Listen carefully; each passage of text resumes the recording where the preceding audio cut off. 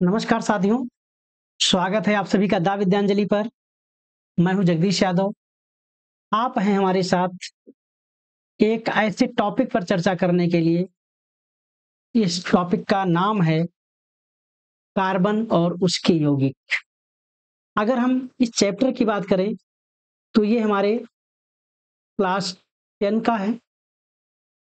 साथ ही साथ ये चैप्टर ऑर्गेनिक केमिस्ट्री को सीखने के लिए ये हमारा बेसिक क्लास। अगर कोई क्लास 11th का बच्चा है, वो भी अगर केमिस्ट्री में ऑर्गेनिक केमिस्ट्री समझना चाहे तो उसके लिए चैप्टर बहुत इंपॉर्टेंट है। इस चैप्टर का नाम कार्बन और उसके यौगिक। ये जो आपका चैप्टर है, ये कक्षा 10 की साइंस का चैप्टर है। आज की जो क्लास है, ये क्लास में हम पढ़ेंगे कार्बन और उसका परिचय, कार्बन की चतुर्संयोजकता, सहसंयोजकता और सहसंयोजी बंध। अब तक हमारे चैनल पर जो भी कंटेंट पड़ा है उससे थोड़ा सा हट के है। इसमें हम कोशिश किए हैं कि हिंदी मीडियम वालों को कुछ विशेष सुविधा मिले। चलिए हम इस सेशन में हम आगे बढ़ें, और आगे बढ़ते हैं तो हमको अपनी क्लास के कुछ बच्चों से मुलाकात होती है और उन बच्चों की कुछ अपनी जिज्ञासा है। ये जैसे कि ये मेरा छैलू है। ये कौन है? ये मेरा छैलू है। छैलू ने कहा अपने दोस्तों से, चलो रसायन विज्ञान में कार्बन और उसके यौगिकों के बारे में पढ़ते हैं। छैलू ने कहा। तब तक इधर मैलू भी तैयार। तब तक मैलू बोल पड़ा, कार्बनिक रसायन पढ़ना है क्या? छैलू मैलू बात कर रहे थे। इधर छन्नू वे रेडी है, लेकिन ये मेरा जो रंगीला था, ये क्लास आया नहीं था। और इस रंगीले मियाँ को समझ में नहीं आया कि बच्चे किसकी बात कर रहे हैं। ये कौन है कार्बन, और क्या है कार्बनिक रसायन? ये सब किसके बारे में बात कर रहे हैं? ये सब क्या पढ़ने जा रहे हैं? तो इन रंगीले बाबू की बात को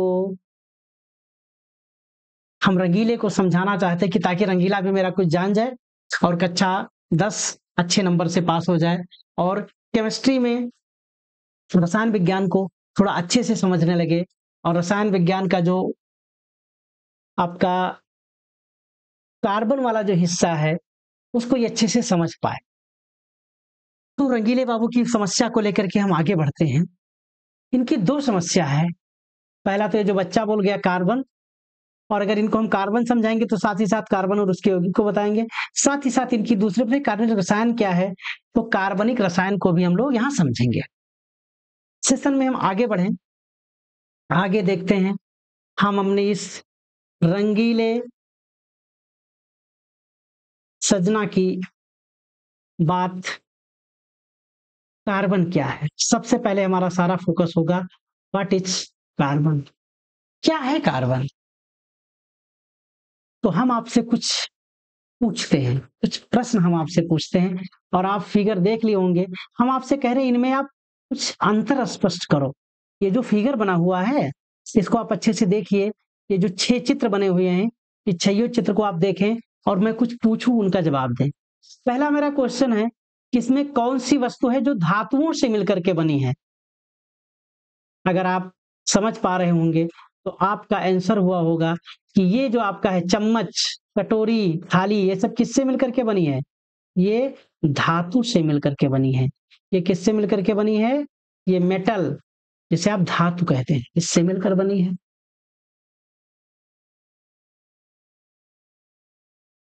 फिर हमने पूछ लिया कि कांच और मिट्टी से बने हुए सामान कौन है? तो कांच और मिट्टी का मतलब क्ले, चीनी मिट्टी से बने हुए बर्तन। ये जो आपका कप प्लेट है, चाइना क्ले से तो बना हुआ है ना। तो उसके लिए भी आपने आंसर बताया कि आपका क्ले और ग्लास से मिलकर के बना हुआ है। ये दो आपने आंसर दिया। फिर हम पूछ रहे हैं इसके अलावा जो फिगर आपको दिख रहा है वो किससे मिलकर के बना है? आप इन फिगर को देखिए, अगर आप इसे अच्छे से समझ पा रहे हैं तो आप यह भी समझ गए होंगे कि ये सब किससे मिलकर के बने हैं। वो समझ पा रहे हैं, अच्छी बात है।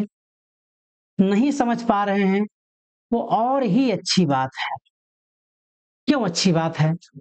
क्योंकि अगर आप नहीं जान पा रहे हैं तो हमारे लिए आसान होगा, किसी भी बात को समझाना हमारे लिए और आसान हो जाएगा। आप देखिए ये क्या दवाइयां हैं, ये दवाई है।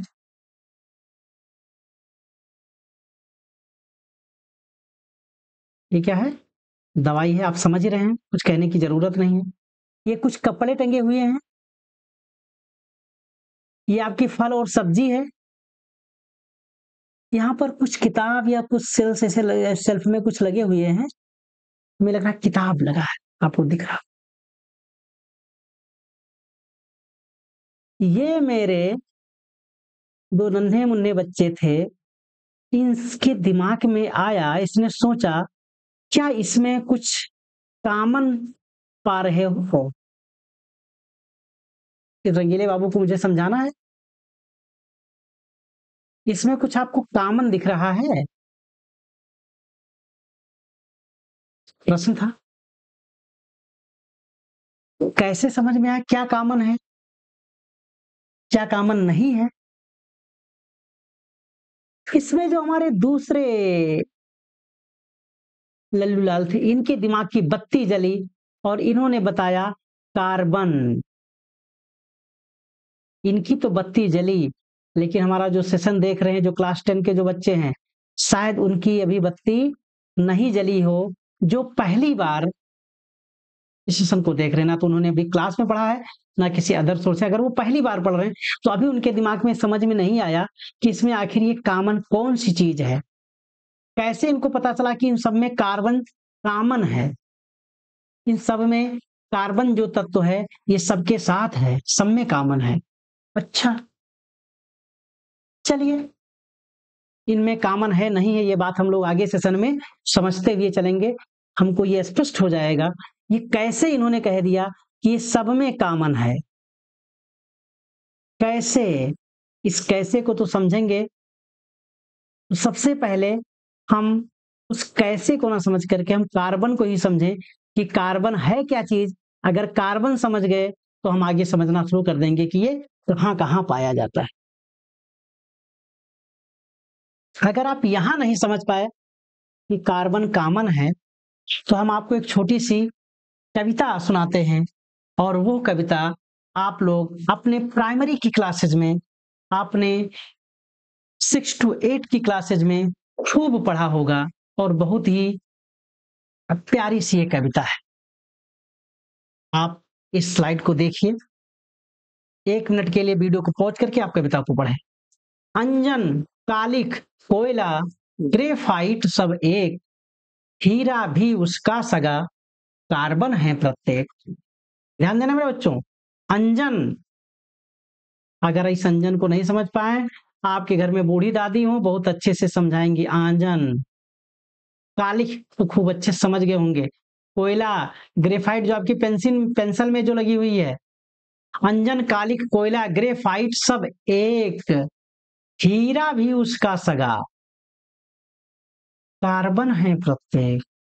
ओ अच्छा, अब मेरा जो रंगीले सजन थे उनके समझ में आया ये सब कार्बन है। फिर दूसरी बात इनकी विशेषता बता रहे, प्रथम चार काले मृदुल। ये जो आपका अंजन है, कालिख है, कोयला है, ग्रेफाइट है, ये सब कैसे हैं? रंग में काले हैं। और कैसे हैं? मृदुल हैं। मृदुल का मतलब मुलायम है, ये सॉफ्ट है। अच्छा, फिर अगली लाइन, प्रथम चार काले मृदुल, लेकिन हीरा परम कठोर। और हीरा क्या काम करता है? अद्भुत छटा बिखेरता। आप जानते हैं हीरे की एक अपनी चमक होती है, और इसकी जो चमक है, ये चमक बड़ी चहुं ओर। ये आपका हीरा रहा जो जगमगा रहा है, ये आपका कोयला है, ये आपकी ग्रेफाइट है। इसका मतलब इस सम में जो भी तत्व हैं, वो तत्व कौन सा है? वो तत्व है कार्बन। क्या आप समझ पा रहे हैं? अगर आप अभी भी नहीं समझ पाए तो एक कहानी आपको पता होगी कि अक्सर जब गाड़ी खराब होती है, आप मोटरसाइकिल से जा रहे हैं, कई बार आप स्टार्ट करने की कोशिश करते, नहीं स्टार्ट होता, फिर आप उसमें से कुछ निकालते हैं, फिर साफ करते हैं और बातचीत में कहते हो हाँ हाँ हाँ, ये तो कार्बन लग गया था। वो कार्बन जो काला काला लगा हुआ है वो कार्बन ही है। तो हम समझ गए कार्बन क्या है। कोयले में, अंजन में, अंजन यानी काजल, कालिख, कोयला, ग्रेफाइट, हीरा, इन सब में जो तत्व है वो तत्व क्या है? कार्बन है। अब तो हम समझ ही गए किसकी बात करने वाले हैं, कार्बन की। हम ये भी समझ गए कहाँ कहाँ मिल रहा है, जो भी हम आसानी से समझ पा रहे हैं। बाकी बाद में देखेंगे वहां है कि नहीं है। हम मेरे दोस्तों, आप कार्बन समझ चुके हो, और अगर आप कार्बन समझ चुके हो कि कहाँ कहाँ है, अब हम उस कार्बन को अंदर, कार्बन को परमाणु के स्तर से समझने की कोशिश करेंगे। और इसके लिए आप थोड़ा सा अपने आप को और सचेत कीजिए। और अब हम बात करेंगे कार्बन की। कार्बन जो हमारा तत्व है, ये क्या है? नॉन मेटल है। अब भैया परेशान मत होना, ये क्या है? अधातु है। आप जानते हैं अधातु का मतलब? जैसे लोहा, चांदी, सोना, एल्युमिनियम, इनके जैसा नहीं है, ये अधातु है। मुख्यतया कोयले में तो मिल ही रहा है। इसका संकेत क्या है? सी। क्या है संकेत? सी। इसका परमाणु क्रमांक 6। अब परमाणु क्रमांक 6 और परमाणु भार यानी मास नंबर, द्रव्यमान संख्या क्या है? 12। द्रव्यमान संख्या का मतलब क्या होता है? प्रोटॉन और न्यूट्रॉन का योग। परमाणु क्रमांक का मतलब है प्रोटॉन की संख्या। अगर हम बात करें तो हमारे इस कार्बन के पास परमाणु क्रमांक 6, द्रव्यमान संख्या 12, यानी अगर हम इसे लिखें तो 6C12। इसका मतलब इसके पास इलेक्ट्रॉन कितने हैं? 6। प्रोटॉन कितने हैं? 6। और न्यूट्रॉन कितने हैं? 12 - 6 = 6। यानी कार्बन एक ऐसा तत्व है जिसके परमाणु में 6 इलेक्ट्रॉन, 6 प्रोटॉन और 6 न्यूट्रॉन पाया जाता है। अगर हम इतनी बात समझ गए तो मेरे बच्चों और भी बात आप समझ चुके होंगे, जैसा कि आप इस फिगर को देख पा रहे हैं। कार्बन के पास इलेक्ट्रॉन कितने हैं? 6। और जो इलेक्ट्रॉन जो 6 हैं वो नाभिक के बाहर घूम रहे हैं। कैसे घूम रहे हैं? तो आप देखिए, 2 पहली वाली कक्षा में और 4 बाहर वाली कक्षा में। आप फिर से देखें, ये जो आपका है पहले वाले रो में 2 इलेक्ट्रॉन और फिर बाहर वाले में 4 इलेक्ट्रॉन। अच्छे से देख रहे हो, ये देखो आपका 1 इलेक्ट्रॉन ए, 1 इलेक्ट्रॉन आपका ये, 1 इलेक्ट्रॉन आपका ये, 1 इलेक्ट्रॉन आपका ये बाहर वाली कक्षा में है। और अंदर वाले में एक ये और एक ये फिगर आपको बहुत अच्छे से दिख रहा होगा और देख करके आप इसको बहुत अच्छे से समझ पा रहे होंगे। देखो कैसे धूम धूम से घूम रहा है। यानी इसका जो इलेक्ट्रॉनिक विन्यास है वो क्या है? 2 और 4। पहले कोष में 2 और बाहर वाले में 4। अब बाहर वाले में 4 है तो इन्होंने संयोजकता बोल दिया है 4। वैलेंसी का मतलब संयोजकता। अब ये संयोजकता क्या है, ये कौन सी बला है, इसको हम लोग आगे समझेंगे। संयोजकता इसकी 4 है। मेरे दोस्तों, सेशन को हम और आगे बढ़ाते हैं। ये आपका कार्बन है। कोई भी परमाणु उसकी इच्छा होती है कि वो स्टेबल हो जाए। हम समझे नहीं क्या कहना चाहते? वो अस्थाई होना चाहता है, वो अस्थायित्व प्राप्त करना चाहता है। मेरे दोस्तों, अगर अस्थायित्व का कॉन्सेप्ट नहीं समझ पा रहे हैं तो मेरा एक छोटा सा लेक्चर पड़ा है जहां पर हम अस्थायित्व का मतलब समझेंगे कि क्या चाह रहा है वो अस्थायित्व।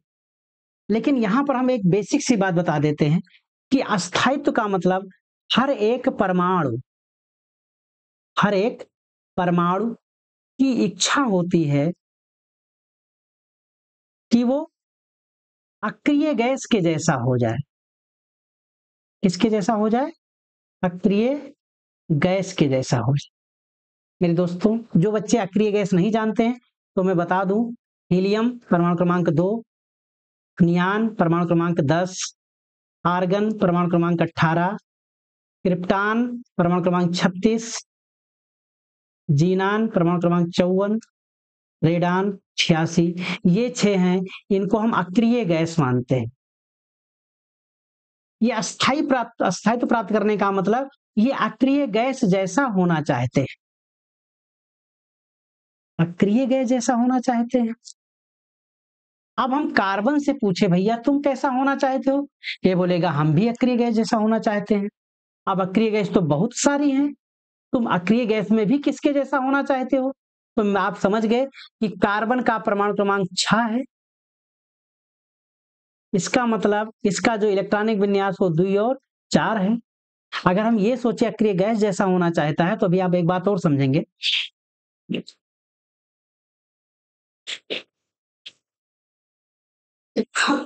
सॉरी, यहां पर जब बात कर रहे हैं कि अक्रिय गैस जैसा होना चाहता है, क्या कह रहे हो? ये परमाणु क्रमांक इसका 6 है, यानी ये हीलियम और नियान के बीच में है। इसका मतलब ये कार्बन चाह रहा होगा कि या तो हम हीलियम बन जाए या फिर हम नियान बन जाए, या तो ये हीलियम के जैसा इसके पास भी 2 इलेक्ट्रॉन रहे, या तो फिर नियान के जैसे इसके पास 10 इलेक्ट्रॉन हो जाए। अगर नियान के पास 10 इलेक्ट्रॉन हो जाए, नियान के पास 10 इलेक्ट्रॉन है, तो इसका मतलब इसकी व्यवस्था कैसे? 2 और 8, यानी कुल मिलाकर के ये कार्बन चाह रहा है या तो हीलियम के जैसा हो जाए या नियान जैसा हो जाए। और नियान जैसा होने का मतलब जो हम इसका इलेक्ट्रॉनिक विन्यास लिखते हैं कार्बन का 2 और 4, ये 4 ना हो करके किसी तरीके से ये 8 हो जाए, यानी अक्रिय गैस जैसी संरचना प्राप्त करना चाहता है। इसका एक मतलब यह भी होता है कि अपने बाहर वाले कोष में, यानी वाहितम कोष में कितने इलेक्ट्रॉन पूरा कर ले? 8। वाहितम कोष में कितने इलेक्ट्रॉन पूरा कर ले? 8। ये भी चाहता है। ये वीडियो मुझे अच्छा लग रहा है, एक बार फिर से चलाते हैं और ये आनंद लेते हैं कैसे इलेक्ट्रॉन घूम रहा है। पहले वाले सेल में 2 और बाद वाले सेल में 4। वाहितम वाले में, इस वाहितम वाले में जिसमें तुम 4 कह रहे हो, इसी में 8 पूरा करना चाह रहा है ये। अब कैसे इसके 8 पूरा हों, इस पर हम लोग बात करेंगे। ये जो 8 पूरा करने वाला जो कॉन्सेप्ट है मेरे दोस्तों, ये जो 8 पूरा करने वाली जो बात हम करते हैं, इसको हम एक शब्द बोलते हैं, उस शब्द को हम कहते हैं अष्टक। अच्छा, जब आप अष्टक की बात कर रहे हो, यानी वाहितम कोष में हर एक परमाणु चाहता है कि वाहितम कोष में कितने इलेक्ट्रॉन पूरा कर ले? 8। अगर वो वाहितम कोष में 8 इलेक्ट्रॉन पूरा करे, इसको हम कहते हैं कि वो अष्टक पूरा करना चाहता है। क्या पूरा करना चाहता है? अष्टक। और हम समझ गए हैं कि कार्बन का परमाणु क्रमांक 6 है, अगर उसे आप देखो तो 2 और 4। अभी हम यहाँ डिस्कस करते हुए एक बात ये भी समझ चुके थे कि कार्बन चाहेगा कि वो हीलियम 2 हो जाए या फिर वो चाहेगा नियान 10 हो जाए। अगर वो ऐसा चाह रहा है तो हीलियम 2 होने के लिए इसको अपने 4 इलेक्ट्रॉन निकालने पड़ेंगे। 4 इलेक्ट्रॉन क्या करे? ये त्याग दे। और जब ये 4 इलेक्ट्रॉन त्यागेगा तो कार्बन के ऊपर आ जाएगा 4+, यानी कार्बन C+4 धनायन की स्थिति में आ जाएगा। दूसरी बात क्या है कि यदि दूसरी बात ये सोचे कि कार्बन नियान बन जाए, तो नियान का मतलब 10 है, 10 का मतलब 2 और 8 है, यानी अपने वाह्यतम कोश में जो 4 इलेक्ट्रॉन है इसको 8 करना चाहता है। अगर 8 करना चाहे तो इसको बाहर से 4 इलेक्ट्रॉन इसको लेना पड़ेगा, यानी क्या करे, दूसरा 4 इलेक्ट्रॉन ग्रहण कर ले। और अगर 4 इलेक्ट्रॉन ग्रहण कर ले तो कार्बन पर हो जाएगा 4-, और इस तरह से ये ऋणायन बनाएगा C-4 टाइप का। अगर आप सोचें किसी भी एटम से, एक कार्बन आपका है, पहली बार आपने 1 इलेक्ट्रॉन निकाला, फिर एक प्लस, अगली बार आपने 1 इलेक्ट्रॉन और निकाला, फिर आपने क्या बना दिया C+2, फिर अगली बार 1 इलेक्ट्रॉन निकाला C+3, फिर अगली बार आपने इलेक्ट्रॉन निकाला C+4, यानी किसी एटम से 1 बाय 1 करके 4 इलेक्ट्रॉन निकालना नेक्स्ट टू इम्पॉसिबल। ये बहुत ही कठिन काम है 4 इलेक्ट्रॉन निकालना। इसका उल्टा किसी परमाणु को 1 बाय 1 करके 4 इलेक्ट्रॉन दे करके 4 निगेटिव वाला ऋणायन बनाना, यह भी नेक्स्ट टू इम्पॉसिबल है, बहुत मुश्किल काम है। मेरे दोस्त, अगर आप ये समझ पा रहे हो तो कुछ तो सोचना पड़ेगा। कार्बन बेचारा अगर चाहे कि भैया हम 4 इलेक्ट्रॉन किसी से ले लें, -4 बना लें, ये भी इनर्जेटिकली वेरी डिफिकल्ट। कहे भैया हम 4 इलेक्ट्रॉन दे करके 4+ बना रहे हैं, यह भी इनर्जेटिकली वेरी डिफिकल्ट। डिफिकल्ट मतलब इन नेक्स्ट टू इम्पॉसिबल, संभव की स्थिति है। अब ये करेगा क्या? कार्बन कैसे 8 पूरा करे? ना तो ले सकता है ना दे सकता है, फिर क्या करे? तो मेरे दोस्त, इसके पास जो ऑप्शन है वो ऑप्शन है, क्या करे भैया, हम 4 किसी को दे नहीं पाएंगे, 4 किसी से ले नहीं पाएंगे, तो ऐसा करो कि तुम 4 की साझेदारी कर लो। मैं समझा नहीं, आप ये समझ लो कि आपको, मान लीजिए 8 रुपए की आपको पेन लेना है। क्या लेना है? पेन। लेकिन आपके पास रुपए 4 ही हैं। पेन जो मिल रही है या तो 8 रुपए की मिल रही है या फिर 2 रुपए की मिल रही है।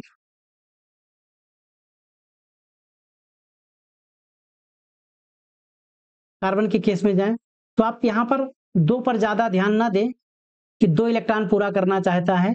ये केवल हाइड्रोजन और हीलियम के साथ ही है, इसको आप याद रखेंगे। हाइड्रोजन एक ऐसा है जो केवल 2 इलेक्ट्रॉन पूरा करना चाहता है, बाकी के लिए आप 8 इलेक्ट्रॉन मान करके ही चलें, बाकी सब अष्टक ही पूरा करना चाहते हैं। तो अगर 8 रुपए की पेन मिल रही है, रुपए इनके पास 4 है, 8 का मतलब अब इसके पास ऑप्शन है किसी से 4 ले ले, ये बड़ा मुश्किल है। तो ऐसी स्थिति में करते हैं कि कोई मुझे ऐसा व्यक्ति मिल जाए, उसको भी पेन की जरूरत है और हम दोनों ने, उसके पास भी 4 है, या किसी तरीके से हम दूसरे लोगों से मिलकर के 4 रुपए की साझेदारी कर लेते हैं और साझा करके हम एक पेन खरीद लेते हैं। ये जो पेन है, हम जितने लोग भी साझा करके खरीदे होंगे, उनके साझे के अकॉर्डिंग उनको उनका उस पर अधिकार होगा। अब ये पेन 2 लोगों के बीच में साझे में है। ये जो साझा करने की स्थिति है, ये साझेदारी की बात कर रहे हैं हम, इस शब्द को समझना जरूरी है। क्योंकि जैसे हम साझेदारी की बात करते हैं, किसके साथ? परमाणु दूसरे परमाणु के साथ क्या साझेदारी करेगा भैया? ये साझेदारी करेगा इलेक्ट्रॉन का। अगर दो परमाणुओं के बीच में इलेक्ट्रॉनों की साझेदारी होती है तो इस साझेदारी से इन दोनों के बीच में एक दोस्ती बन जाएगी, एक रिश्ता बन जाएगा, और उस रिश्ता को हम यहाँ बोलते हैं सह संयोजी बंध। दोस्तों, ये था सह संयोजी बंध। अगर कार्बन को 8 इलेक्ट्रॉन पूरा करना है तो इसे अपने इन चारों इलेक्ट्रॉनों को साझे में सम्मिलित करना पड़ेगा, और 4 इलेक्ट्रॉन का अगर ये साझा करेगा तो 4 इलेक्ट्रॉन का साझा करके अपना 8 पूरा कर सकता है। यानी कार्बन दूसरे परमाणुओं के साथ 4 इलेक्ट्रॉन की साझेदारी करता है, और जब ये 4 इलेक्ट्रॉन की साझेदारी करता है यानी ये 4 सहसंयोजी बंध बनाता है, यानी इसकी 4 सहसंयोजकता होती है, और हम धूमधाम से कहते हैं कि कार्बन हमारा चतुर्संयोजी यौगिक है, परमाणु है। क्या है? कार्बन आपका चतुर्संयोजी, चतुर का मतलब होशियार नहीं, चतुर का मतलब 4 है, यानी ये क्या है? चतुर्संयोजी परमाणु है, चतुर्संयोजी परमाणु, यानी संयोजकता 4 है। क्या हम ये बात समझ गए कि कार्बन किस तरह से अपनी 4 वैलेंसी समझाता है, 4 वैलेंसी दिखाता है? क्योंकि इसका परमाणु क्रमांक 6, इलेक्ट्रॉनिक विन्यास 2 और 4, तो इसके वायतम कोश में 4 इलेक्ट्रॉन। अगर इसे 8 पूरा करना चाहते हैं, अगर इसे अपना 8 इलेक्ट्रॉन पूरा करना है तो दूसरे के साथ 4 इलेक्ट्रॉन की साझेदारी करनी पड़ेगी, और जब ये 4 इलेक्ट्रॉन की साझेदारी करता है इसका मतलब कार्बन 4 सहसंयोजी बंध बनाता है। कौन सा बंध बनाता है? सहसंयोजी बंध। यानी आप समझ चुके होंगे कि ये सहसंयोजी बंध क्या है। सहसंयोजी बंध दो परमाणुओं के बीच में जब इलेक्ट्रॉनों की आपसी साझेदारी होती है। यहां पर हम लिख चुके हैं कि कार्बन अपने वैलेंस इलेक्ट्रॉन को शेयर करता है और सहसंयोजी बंध बनाता है। अब यहां पर कुछ शब्द एक नया आ गया है भैया, वैलेंस इलेक्ट्रॉन, हिंदी होती है संयोजी इलेक्ट्रॉन। संयोजी इलेक्ट्रॉन का मतलब होता है वाह्यतम कोश में उपस्थित इलेक्ट्रॉन। क्या है? संयोजी इलेक्ट्रॉन है। आपको इलेक्ट्रॉनिक विन्यास लिखना आना चाहिए। अगर आप 10th में हैं तो क्लास 9th में इसे आपने देखा होगा, अगर नहीं भी देखते हैं तो शुरुआती दौर में हम आपको बता देते हैं कि जैसे किसी का परमाणु क्रमांक 1 है, इसका मतलब उसका इलेक्ट्रॉनिक विन्यास 1, 2 है तो 2, अगर 3 हो गया तो 2 और 1, 4 है तो 2 और 2, 5 है तो 2 और 3, 6 है तो 2 और 4, परमाणु क्रमांक की बात कर रहे हैं हम, 7 है तो 2 और 7, अगर 8 है तो 2 और 6, अगर परमाणु क्रमांक 9 है इसका मतलब 2 और 7, परमाणु क्रमांक 10 है इसका मतलब 2 और 8। इतना आप समझ के रखें, बाकी आगे जैसा कुछ आएगा उस हिसाब से हम लोग समझ लेंगे। और ये जो कॉन्सेप्ट है इसको आप नोट करके रखें तो अच्छा रहेगा। अगर आपको इलेक्ट्रॉनिक विन्यास आता है बहुत अच्छा है, नहीं आता है तो इस बात को आप नोट रखें। जैसे परमाणु क्रमांक 1 और 2, इनके वाह्यतम कोश में कितने इलेक्ट्रॉन? 1, इनके पास 2। जिसका परमाणु क्रमांक 3 है, इसके वाह्यतम में टोटल तो 3 इलेक्ट्रॉन है, बट बाहर वाले में कितना? 1 इलेक्ट्रॉन। परमाणु क्रमांक 4 यानी वाह्यतम में 2, यानी जो बाहर वाले में हो यही इसके संयोजी इलेक्ट्रॉन है। अगर हम नाम भी लिख दें हाइड्रोजन, हीलियम, इनके हाइड्रोजन का संयोजी इलेक्ट्रॉन 1, हीलियम में 2, फिर आपका 3 लिथियम, इसके पास भी 1। आप इस तरह से समझेंगे संयोजी इलेक्ट्रॉन का मतलब क्या है। अगर हम संयोजी इलेक्ट्रॉन समझ गए तो आप यह भी समझ लीजिए कि ये जो संयोजी इलेक्ट्रॉन होते हैं इनकी साझेदारी होती है। किसकी साझेदारी होती है? संयोजी इलेक्ट्रॉन की साझेदारी होती है। संयोजी का मतलब बाहर वाले कोश के इलेक्ट्रॉन की साझेदारी होती है। किसी परमाणु के पास कुल कितने इलेक्ट्रॉन हैं सबकी साझेदारी नहीं होती है। कितने की साझेदारी होगी ये डिपेंड करता है वाह्यतम कोश में कितने इलेक्ट्रॉन हैं, उस पर निर्भर करता है।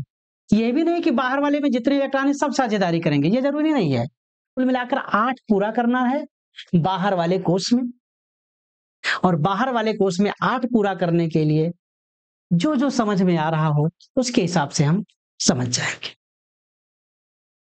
अगर आप इतना समझ गए, साझेदारी की बात आप समझ गए, तो साझेदारी का मतलब है वाह्यतम कोश के इलेक्ट्रॉनों की साझेदारी। जैसे आप यहां देख लीजिए, ए मेरा कोई एक परमाणु ए है, ये हमारा कोई दूसरा परमाणु बी है, या इसे भी आप ए ही कह लीजिए। इन दोनों परमाणुओं के वाह्यतम कोश में एक इलेक्ट्रॉन इसके पास है, एक इलेक्ट्रॉन इसके पास है। इन दोनों ने समान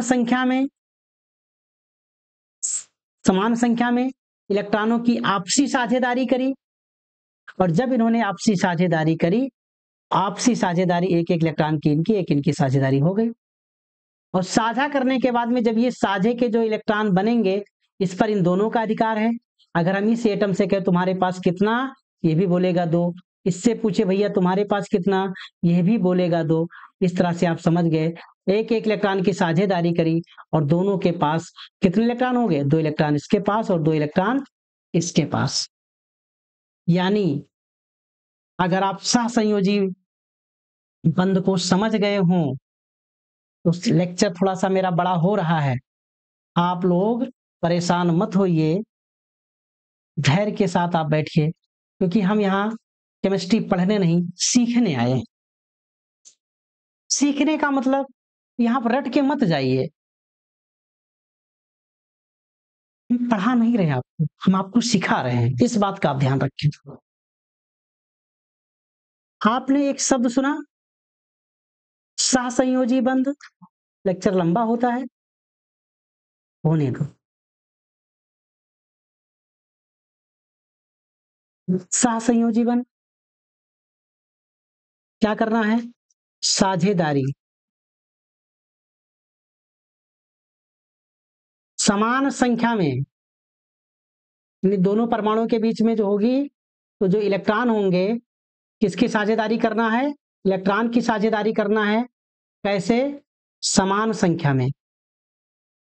साझेदारी कैसे, आपसी साझेदारी। और जब साझे कर लेंगे तो साझे के इलेक्ट्रॉन पर दोनों का बराबर अधिकार है, दोनों परमाणुओं का बराबर अधिकार है, बराबर अधिकार है। ये बिल्कुल वही साझेदारी है जैसा हम लोग आपस में साझेदारी जनरली करते हैं।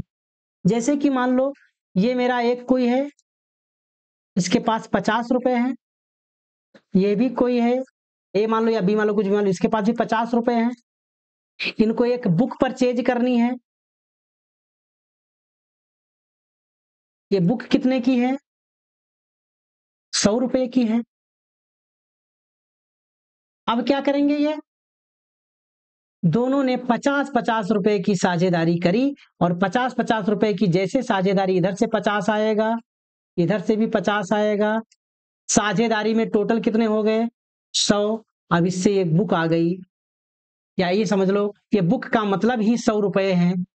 अब ये 100 रुपया इसका है, किसका है, किसका है, ये 100 दोनों के हैं।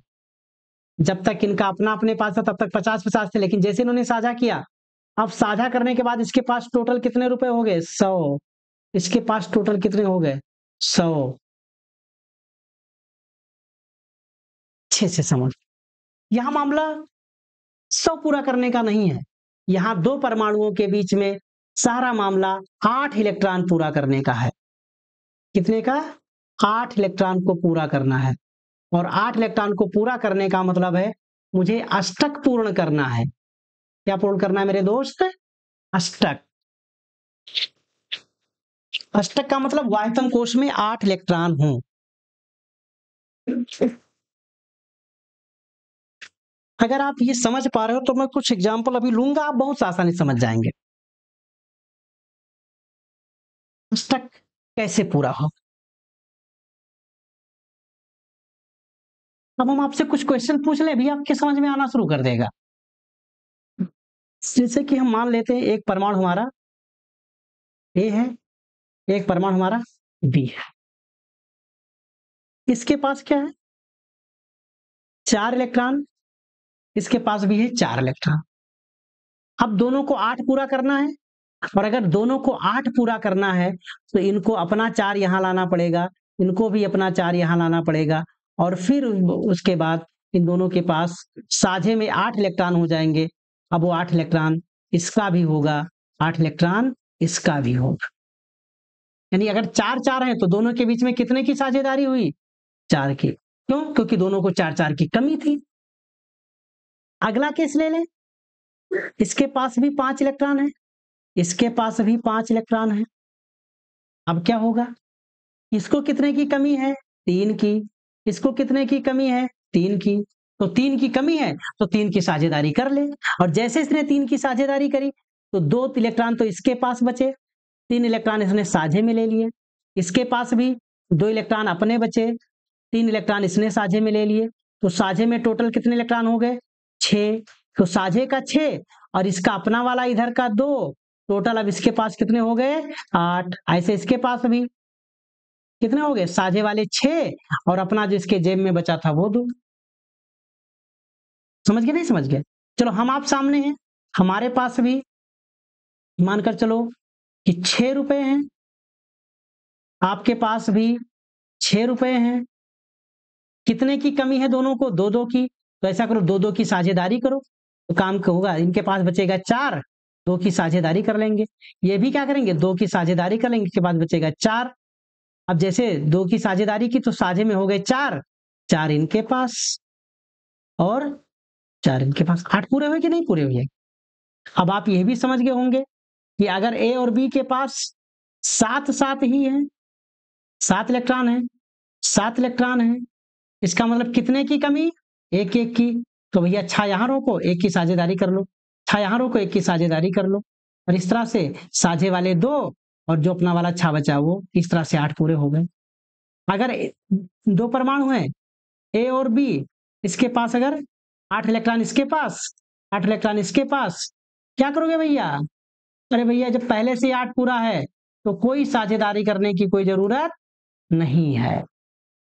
अगर आप ये बात समझ गए तो मुझे अब कुछ भी कहने और बताने की जरूरत नहीं है। आप कार्बन समझ गए, कार्बन की 4 संयोजकता समझ गए, और वो 4 संयोजकता यानी वो अष्टक पूरा कैसे करेगा? साझेदारी से करेगा, और साझेदारी का मतलब वो सहसंयोजकता की बात कर रहा है। तो इस तरह से हमने समझ लिया कि कार्बन अपने वाहितम कोश में 8 इलेक्ट्रॉन पूरा करने के लिए वो एक किसी दूसरे परमाणुओं के साथ 4 इलेक्ट्रॉन की साझेदारी करता है। एक कार्बन परमाणु दूसरे परमाणु के साथ, वो चाहे कार्बन हो या कार्बन के अलावा कोई दूसरा परमाणु, किसी से भी हो, वो 4 इलेक्ट्रॉन की साझेदारी करके वो 4 सहसंयोजी बंध बनाएगा। इतना तो हम पढ़ लिए।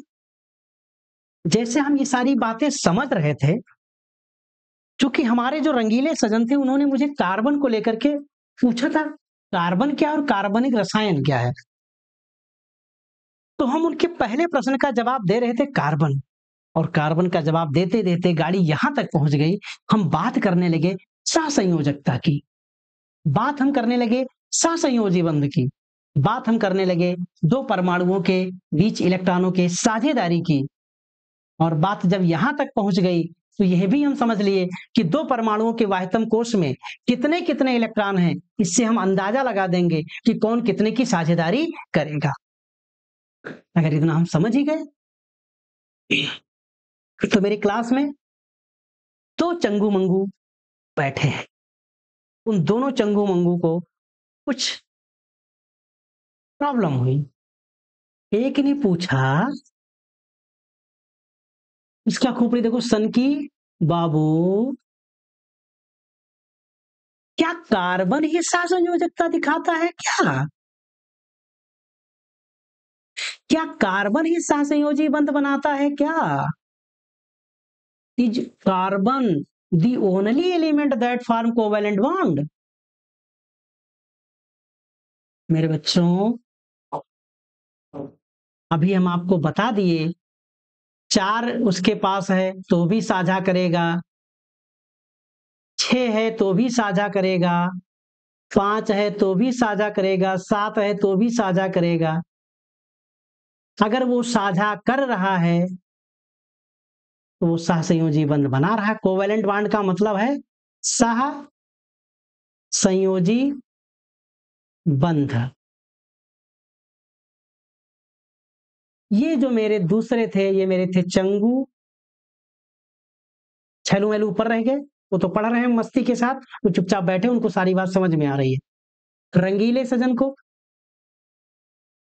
प्रॉब्लम हुई, उनकी प्रॉब्लम पर डिस्कस की, इसलिए वो कंसंट्रेट होकर के सुन भी रहे हैं। चंगू मंगू को एक नई समस्या आ गई, क्या केवल कार्बन ही सहसंयोजी बंध बनाते हैं क्या? क्या कार्बन ही सहसंयोजकता दिखाता है क्या?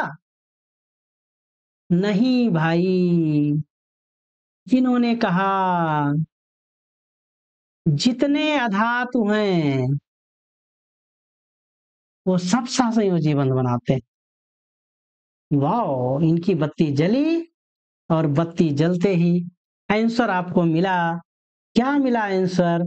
आंसर मिला कि भैया कार्बन ही नहीं, देखो इनकी बत्ती जल रही है, जग जग जग जग। सारे अधातु के जो परमाणु हैं सब सहसंयोजी बंध बनाते हैं। धातु अधातु इस पर हम लोग डिस्कस बाद में करेंगे। बस इतना समझ लीजिए, जो इलेक्ट्रॉन त्याग सकता है वो धातु है, और जो इलेक्ट्रॉन ग्रहण करता है वो अधातु है।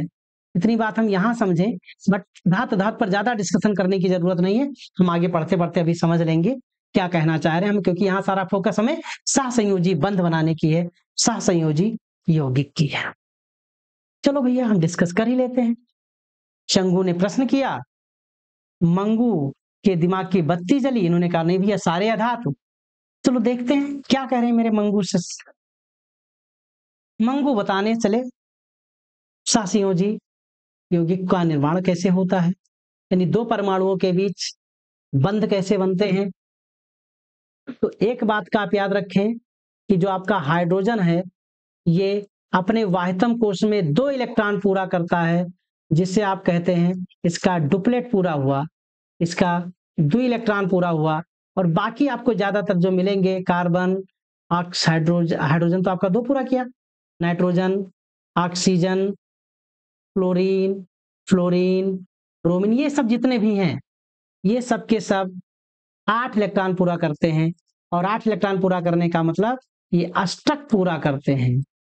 और आप ये भी जान सकते हैं कौन कितने इलेक्ट्रॉन की साझेदारी करेगा, तो आप समझ लीजिए वाहितम कोश में 4 इलेक्ट्रॉन, 5 इलेक्ट्रॉन, 6 इलेक्ट्रॉन और 7 इलेक्ट्रॉन, इसके पास कितने की कमी है 8 पूरा करने में? 4 की, तो 4 की साझेदारी करेगा।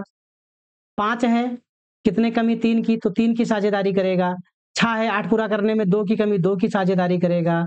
ये 1 की साझेदारी करेगा, और जो जितने की साझेदारी करेगा उतने सहसंयोजी बंध बनाएगा।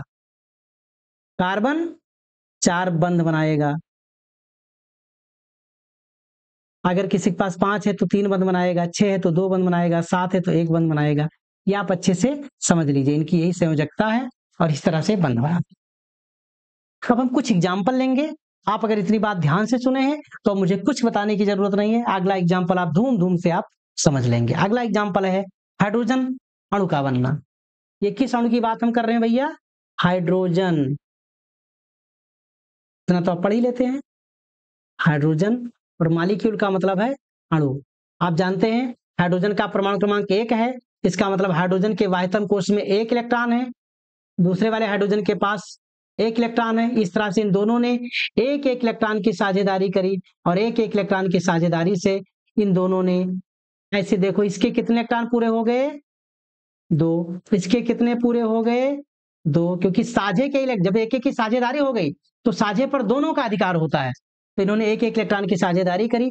अगर इन्होंने एक एक इलेक्ट्रॉन की साझेदारी करी तो दोनों के बीच में एक बांड बनेगा, और एक बांड बनने का मतलब सिंगल बांड। यानी याद रखें मेरे दोस्त, हाइड्रोजन पूरा करेगा केवल 2 इलेक्ट्रॉन, और अगर हाइड्रोजन 2 इलेक्ट्रॉन पूरा करता है तो एक एक की साझेदारी करेगा, और एक एक की साझेदारी करेगा तो ये सिंगल बॉन्ड बनाएगा, यानी एक हाथ से जुड़ेगा,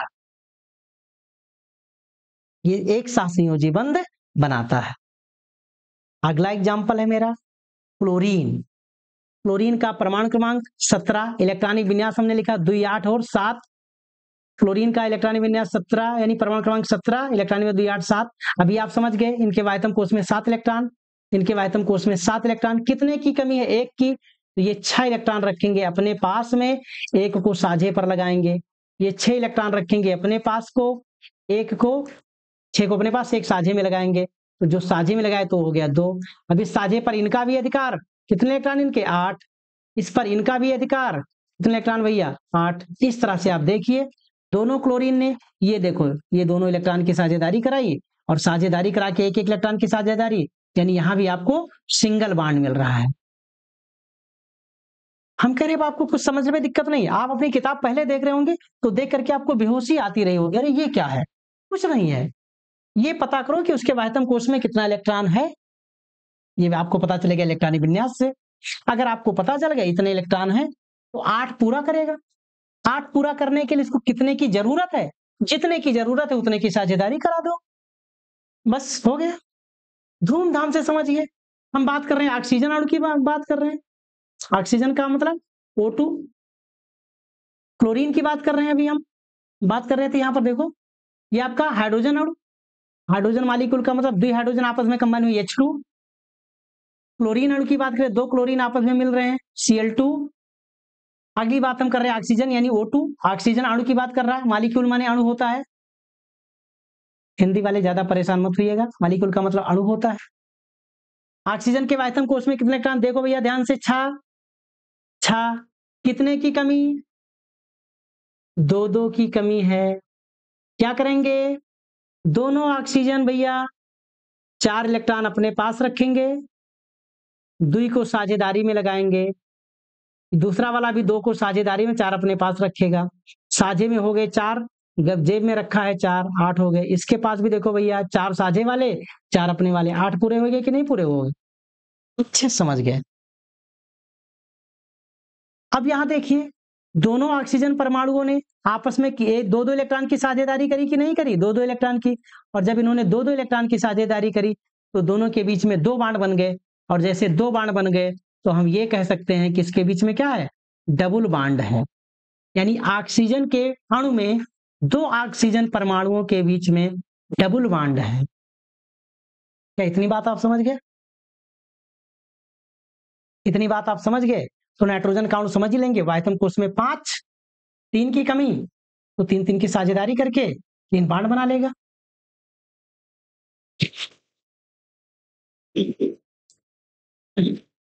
अगर हम इतनी बात समझ पा रहे हैं खूब अच्छे से, तो वीडियो थोड़ा लंबा हो रहा है बच्चों, परेशान मत होइए, क्योंकि कॉन्सेप्ट है। अगला एग्जांपल, वाटर मॉलिक्यूल बनाने की। वाओ, इसके दिमाग की बत्ती जल रही है, क्योंकि अभी तक तो यार सब एक सेम टाइप के एटम थे, लेकिन जब वाटर की बात करें तो वाटर आपका H2O हो गया। ऐसा कैसे? तो अभी आपने देखा था ऑक्सीजन, या ऑक्सीजन के वायतम कोष में कितने इलेक्ट्रॉन थे भैया? 6। हाइड्रोजन के वायतम कोष में 1। आपको बताया था हाइड्रोजन केवल 2 इलेक्ट्रॉन ही पूरा करना चाहेगा, ऑक्सीजन 8 पूरा करना चाहेगा। अगर ऑक्सीजन 8 पूरा करना चाहे तो कितने की कमी है? 2 की। हाइड्रोजन को कितने की कमी? 1 की। यानी ऑक्सीजन चाहेगा कि मैं 2 बॉन्ड बनाऊंगा, हाइड्रोजन कहेगा कि हम 1 बॉन्ड बनाएंगे। तो सबसे पहले आप देखिए, इसके पास है 6 इलेक्ट्रॉन, इसको जरूरत कितने की है? 2 की। तो भैया 2 को तो लगा देगा भैया बॉन्ड बनाने में, क्योंकि 2 जो परमाणु इसके साथ बॉन्ड बनाने के आ रहे हैं, वो कह रहा मैं 1 ही बॉन्ड बनाऊंगा। यानी ऐसे समझो कि मैं 2 रुपए देना चाहता हूं, यानी मैं 2 रुपए की साझेदारी करना चाहता हूं, एक 2 रुपए की। लेकिन आप चाह रहे हो कि मैं 1 की ही साझेदारी करूंगा, तो काम कैसे हो? तुम अपने जैसे 2 लोगों को ले आइए, एक आपके साथ और ये आपके जैसा कोई दूसरा होगा। यानी जब ऑक्सीजन से जुड़ने के लिए हाइड्रोजन आता है तो हाइड्रोजन कहता हम 1 बॉन्ड बनाएंगे, ऑक्सीजन कहता नहीं भैया हम 2 की साझेदारी करके 2 बॉन्ड बनाएंगे। तो हाइड्रोजन अपने भाई को बुला लेता है, हाइड्रोजन दद्दा तुम इधर आओ, ऑक्सीजन के साथ बॉन्ड बनाना है। हाइड्रोजन दद्दा तुम इधर आओ, हाइड्रोजन के साथ ऑक्सीजन के साथ बॉन्ड बनाना है। और हाइड्रोजन ने ऑक्सीजन के साथ एक एक इलेक्ट्रॉन की साझेदारी करी, हाइड्रोजन का पूरा हो गया 2 इलेक्ट्रॉन।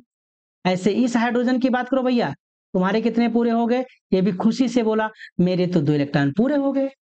तो भैया मेरे ऑक्सीजन से भी पूछ लो कि दादा क्या तुम्हारे कितने पूरे हुए?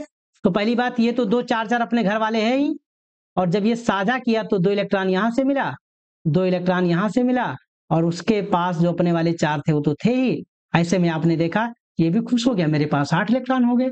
अगर ऐसा हो रहा है तो इस हाइड्रोजन और इस ऑक्सीजन के साथ एक एक इलेक्ट्रॉन की साझेदारी यानी सिंगल बॉन्ड, यहां भी इसके साथ एक एक की साझेदारी सिंगल बॉन्ड, यानी इस तरह से आपका बन गया H2। वो मेरे दोस्त बहुत अच्छे से समझ गए होंगे आप। देखो इस हाइड्रोजन का ऑक्सीजन के एक एक की साझेदारी हो रही है कि नहीं हो रही? देखो ये डुक डुक डुक डुक, ये वाला हाइड्रोजन डुक डुक डुक डुक डुक डुक डुक डुक, इसका भी 2 पूरा, इसका भी 2 पूरा, इसका भी पूरा हो गया है 8। ये सहसंयोजी बंध बनाने की कहानी में अष्टक डुप्लेट यही खेल आपको खेलना है। 8 पूरा करो। अगर हम इतना समझ पा रहे हैं तो ये भी आप समझ लो भैया। मेथेन, कार्बन परमाणु क्रमांक 6, इलेक्ट्रॉन बिना 2 और 4, हाइड्रोजन परमाणु क्रमांक 1, आयतन कोष में 1 इलेक्ट्रॉन, इसको चाहिए 1 इलेक्ट्रॉन यानी 1 की साझेदारी करेगा भैया, इसको चाहिए 4 तो 4 की साझेदारी करेगा। तो कार्बन के 4 इलेक्ट्रॉन से साझेदारी करने के लिए मुझे 4 हाइड्रोजन की जरूरत होगी। इस तरह कार्बन के 4 हाइड्रोजन, सॉरी कार्बन के 4 इलेक्ट्रॉन इनसे साझा करने के लिए प्यारे प्यारे से 4 हाइड्रोजन, और चारों ने एक एक इलेक्ट्रॉन की साझेदारी करी। देखो धूम धूम, ऐसा करते समय क्या हाइड्रोजन का डुप्लेट पूरा हो जा रहा है? देखो भैया पूरा हो गया, सबका ऐसे पूरा हो रहा है। क्या कार्बन का अष्टक पूरा हो रहा है?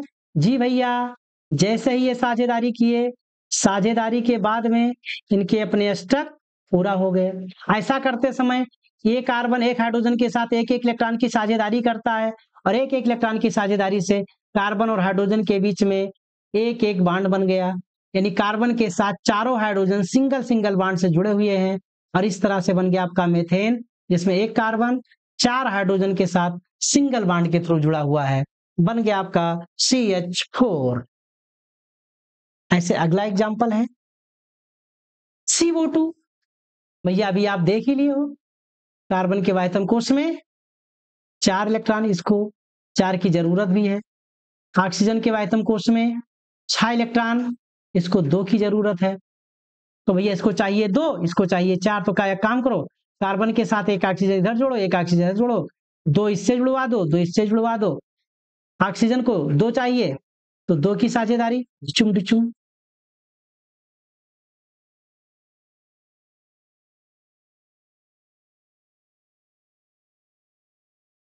यहां देखो भैया,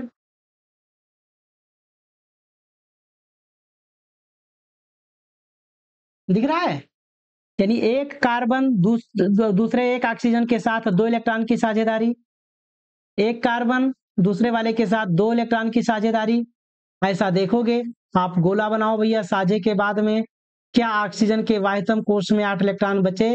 1 2 3 4, ये देखो आपका 5 6, ये आपका बचा आपका 7 और 8। ऐसे इसका पूरा कर लो। आप कार्बन का जोड़ लो भैया, अच्छे से जोड़ घटा के गुणा भाग करके बढ़िया से गिनोगे, आपको 8 पूरा हो जाएगा भैया। 2 2 4 और 2 4। आप बाहर वाला लिखिए, अंदर वाला मत काउंट कीजिएगा, इसमें वाला। हाँ फिर आप अंदर वाला काउंट कर लो। ऐसे आपने क्या देखा, कार्बन और ऑक्सीजन के साथ इसने डबल बॉन्ड बना दिए। अब हम आपको होमवर्क दे देते हैं। होमवर्क में हम आपको दे देते हैं भैया formula HCl, H2S, NH3, PH3, C2H6, ठीक है, C2H6। कोशिश करिएगा बनाने का, और आप बना लीजिएगा तो आप बताइएगा कि हमने बना लिया। ये सेशन आपको कैसा लगा, हम इसमें और क्या इंप्रूवमेंट करें ताकि हम आपको और अच्छे से सिखा सकें, इसके लिए आप कमेंट करें। आज के सेशन के लिए आप इतनी देर तक हमारे साथ रहे, इसके लिए आपको बहुत-बहुत धन्यवाद, बहुत-बहुत आभार। आज के लिए बस इतना ही।